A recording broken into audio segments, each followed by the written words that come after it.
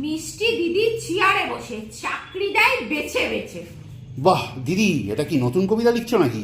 হ্যাঁ রে, একটা সাহিত্য সম্মান তো পেয়েই গেছি। দিদি আসছে প্রাইজ ডিস্ট্রিবিউশন অনুষ্ঠানে। যদি এটা একবার দিদির মনে লেগে যায়, আমার এক্সট্রা পুরস্কার তো বাধা।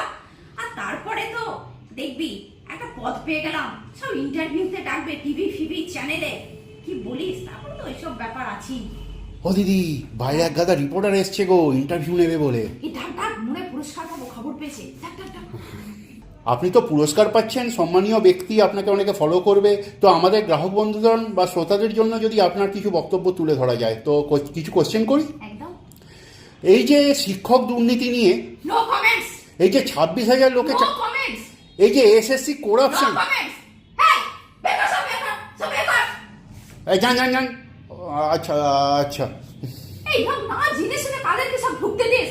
এদেরকে নিয়ে এসএসসি দুর্নীতি নিয়ে এদেরকে নিয়ে সব বলতে গিয়ে আমি আমার পুরস্কার হারা, পদ হারা, আমার জীবিকা হারা, শেষে দিদি হারা হয়ে বসে থাকি। আর কি সব যত সব কেন যে তোদের কাজে রেখেছি কে জানে, না জেনে ঢোকাস।